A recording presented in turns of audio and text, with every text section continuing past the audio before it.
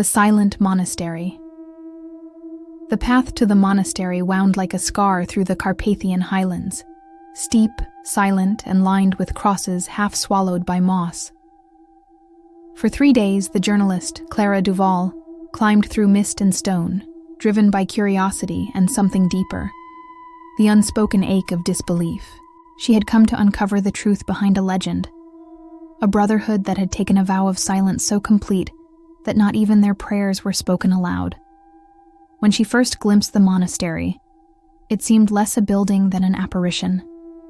Its walls rose out of the fog, blackened by age, its steeple cracked but somehow radiant under a bleeding sunset. Bells hung in the tower but never moved. The air smelled of iron and incense, of time itself standing still.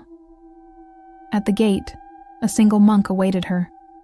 His robe was coarse, his head bowed. He offered no greeting, only a gesture toward the courtyard where candles flickered in narrow alcoves. The silence pressed against her like water, thick and total. Even the birds had gone quiet. Inside, she was given a small cell, a stone room lit by a single taper. The light trembled on the walls, illuminating faded icons and the faint shape of wings painted behind the crucifix. She unpacked her recorder, her notebooks, her sense of rational control, but they felt useless here, like tools of another world. That night, Clara wandered the cloister, her steps echoing in rhythms that seemed too alive. The monks glided past her in procession, bare feet whispering against the stone, their faces veiled by hoods. They carried candles whose flames burned blue, not yellow, not white, but a deep, soft azure, as if the light itself mourned. She tried to speak, to ask a question. Why do you not speak? Who forbids your tongues? But her voice died in her throat, absorbed by the silence like ink in water. At midnight, she woke to a strange sound, the faintest hum, vibrating through the walls. It was not song, not word, but resonance, like the earth itself praying. Drawn by it, she took her lantern and followed the sound to the chapel. The great wooden doors were open. Inside, hundreds of candles burned, though no one had lit them. The light moved, pulsing softly, like breath, and shadows shifted on the walls. Then she saw it. The monks kneeling in rows, faces turned upward toward an unseen source. Their mouths were closed, yet their chests rose and fell as though they spoke in some hidden tongue. And above them, near the altar, light descended, slow, golden, trembling, taking the faint outline of a figure with wings unfurled. Not painted, not solid, but present. Its face was neither male nor female, its eyes wide with sorrow. Clara fell to her knees. The air was thick with incense and awe. The light's voice filled her mind, not through sound, but through knowing. They keep silence to contain the secret, for the word once spoken must be answered.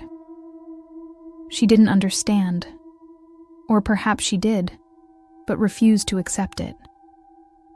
The figure turned toward her, and its brilliance dimmed just enough for her to see what lay beneath its radiance, a wound across its brow, faintly glowing.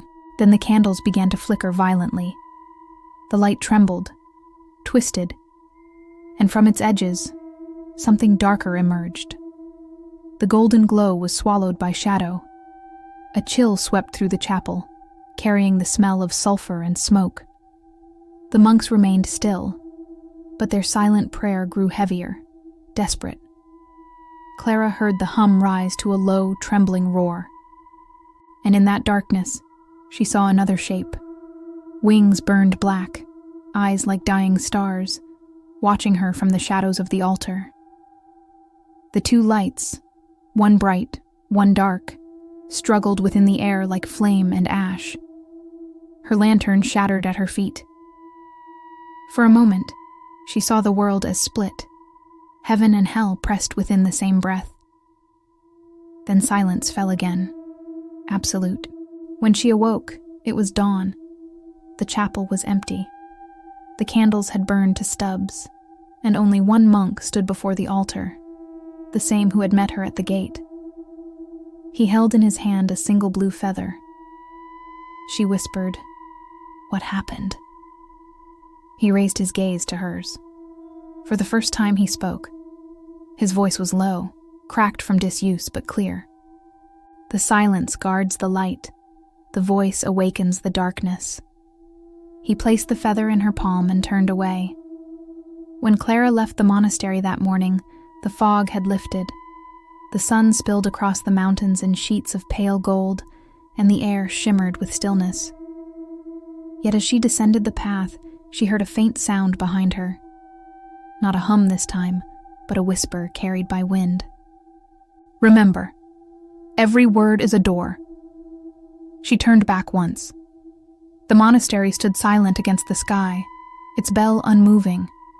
But for an instant, she saw a single figure standing in the highest window, radiant, watching. And then it was gone. That evening, when she played back her recorder in her hotel room, she found only static. And beneath it, just faintly, a voice whispering, "Be still, the word still listens."